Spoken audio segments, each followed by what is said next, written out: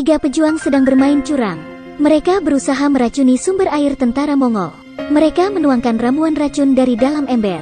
Puluhan ribu tentara Mongol berikut dengan kuda-kuda mereka terkena racun itu. Barak tentara Mongol itu dipenuhi oleh manusia dan kuda. Para pejuang yang menuangkan racun di atas gunung tertawa puas. Tapi hanya satu orang yang sama sekali tak tertawa. Dia adalah Kolofrat, pemimpin para pejuang itu.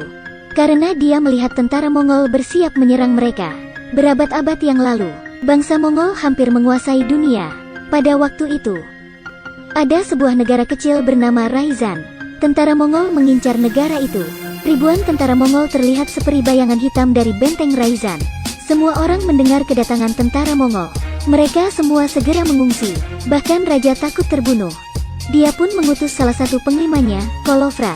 Raja memintanya pergi bersama pasukannya untuk membawa persembahan bagi penguasa Mongol.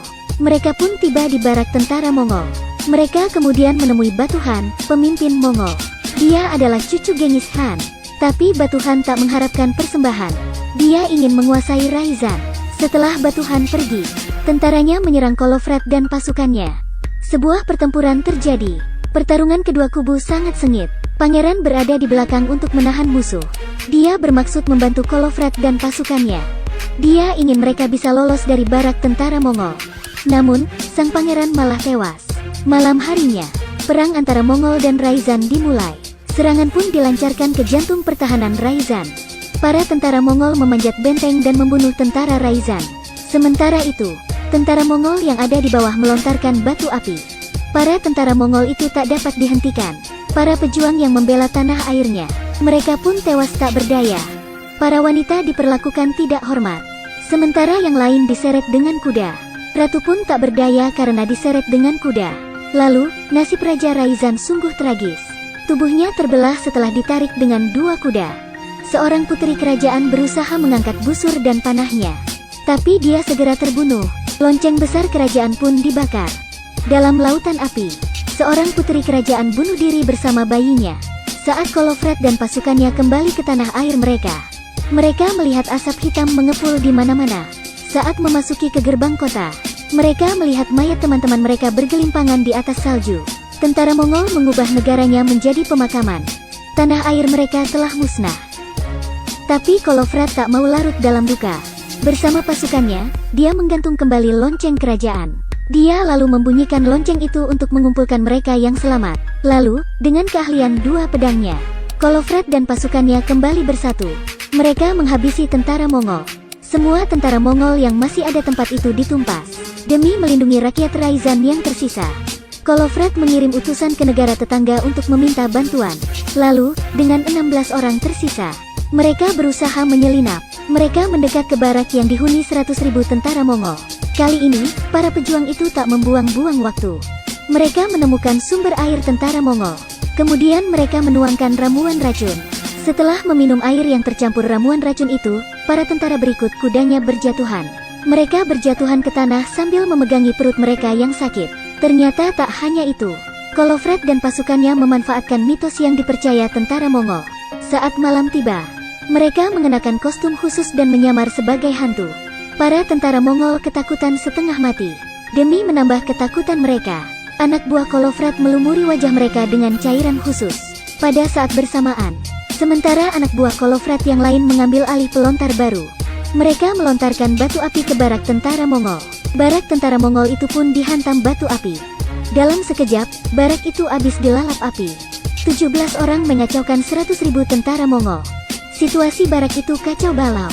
Penguasa Mongol, Batuhan, merasa sangat dipermalukan. Akan tetapi, di pihak Kolofrat, usaha mereka meminta bantuan tak berjalan baik. Ada seorang raja yang bersedia membantu. Tapi, setelah mendengar bahwa Kolofrat tak punya banyak pasukan, bahwa pasukan mereka hanya 17 orang, raja itu tak bisa menahan tawa. Begitu pula dengan raja lainnya. Raja itu langsung menolak permintaan bantuan. Melawan para nomaden itu di alam terbuka. Aku rasa tidak. Hal itu amat saja dengan bunuh diri. Lalu hal yang lebih buruk terjadi. Saat salah satu anak buah Kolofrat akan melarikan diri, dia berhasil ditangkap tentara Mongol. Tubuhnya lalu diikat di tengah salju. Pejuang itu pun mati membeku. Saat Kolofrat mengetahui hal itu, dia segera bersiap. Tapi, dia justru masuk dalam jebakan tentara Mongol. Kolofrat harus menghadapi mereka. Dia segera menarik kedua pedangnya. Saat dia bersiap menghabisi tentara Mongol yang mengepungnya, tiba-tiba angin kencang berhembus. Para tentara Mongol bahkan tak bisa bergerak sedikit pun. Tak lama kemudian, seekor beruang besar muncul. Binatang itu segera menerjang. Tentara Mongol lantas berjatuhan. Mereka pun kalah. Saat itu juga, pasukan Kolofrat muncul. Bahaya pun berhasil dilalui. Batuhan marah besar. Dia memutuskan untuk memimpin perang sendiri. Dia bersumpah akan membunuh 17 tikus itu. Sementara itu, di pihak Kolofrat, di tengah jalan, mereka mendapati sekelompok yatim piatu. Mereka harus mengurus anak-anak itu. Mereka ingin menyelamatkan harapan terakhir negaranya.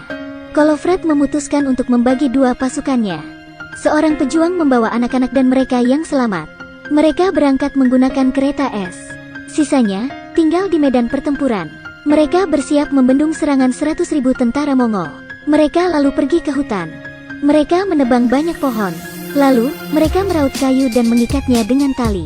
Kayu-kayu besar mereka bawa ke atas bukit. Mereka menggali parit dan mempersiapkan jebakan. Lalu membawa air dengan ember. Air itu dialirkan ke sisi gunung dan dibiarkan membeku. 17 pejuang itu menunggu lama di atas bukit. Akhirnya, tentara Mongol muncul. Mereka melihat ke bawah. Tentara Mongol begitu banyak. Mereka membentuk lautan manusia. 17 orang pasukan Kolofrat bisa tenggelam di dalamnya. Tentara Mongol segera memulai serangan. Tapi, mereka segera tergelincir oleh aliran air yang membeku. Para tentara itu kesulitan mendaki gunung. Sementara para tentara Mongol menyiapkan kait untuk mendaki. Gelondongan kayu menghantam mereka. Sampai di sini, orang pasti bertanya, bukankah lebih baik melepaskan anak panah dan menghabisinya? Tentu saja tentara Mongol melakukannya. Tapi, saat baru beberapa kali mereka melepaskan anak panah, mendadak mereka menghentikannya. Ternyata itu adalah perintah seorang jenderal Mongol. Dia merasa hal itu hanya akan buang-buang senjata untuk lawan yang tak seberapa. Dia pun memimpin pasukannya maju ke depan. Dia mendaki gunung bersama pasukannya. Mereka tak tahu, ada jebakan menanti di depan mereka. Mereka tak tahu siapa para pejuang yang mereka hadapi itu.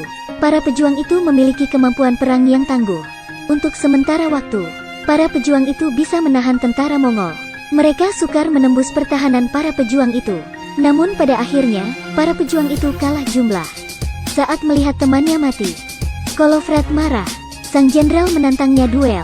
Tapi dalam sekejap kepala jenderal itu dipenggal oleh Kolofrat. Kolofrat pun mengibarkan bendera merah di gunung. Keberanian dan kemauan berjuang hingga mati yang ditunjukkan Kolofrat mampu mempengaruhi pemimpin Mongol, Batuhan. Dia pun mengirim seorang bawahannya untuk bicara dengan Kolofrat. "Apa maumu?" Kolofrat menjawab dengan kalimat tajam. Jawaban Kolofrat amat menyinggung pihak Mongol. "Aku tak ingin apapun. Jika kau mau membunuh, datanglah." Pemimpin Mongol tak mau berlama-lama. Dia segera memerintahkan anak buahnya melontarkan batu api ke atas gunung. Para pejuang pun berjatuhan. Hidup Kolofrat pun sudah diambang kematian akibat luka yang didapatnya. Dia pun melepas pelindung tubuhnya. Lalu dia mengangkat kedua pedangnya untuk terakhir kali. Kemudian, pejuang itu mati di tengah-tengah musuh. Batuhan sangat tergetar. Dia lalu memerintahkan anak buahnya untuk memakamkan pejuang itu dengan penuh penghormatan. Akhirnya, 9 negara tetangga pun berdatangan. Mereka ingin membalas pengorbanan Kolofrat. Mereka pun bersatu. Mereka bersama-sama melawan kekejaman tentara Mongol. Itulah akhir film Furious. Kisah ini konon berasal dari kisah nyata, yaitu sebuah peristiwa sejarah pada masa lalu. Film ini juga disebut-sebut sebagai versi Rusia dari film epik kolosal. Film itu adalah The 300 Spartans. Tentu saja kedua film itu berbeda. Sekian dulu, jangan lupa kurang dari I lebih besar dari like, kurang dari I lebih besar dari, kurang dari I lebih besar dari share, kurang dari I lebih besar dari, dan kurang dari I lebih besar dari follow, kurang dari I lebih besar dari.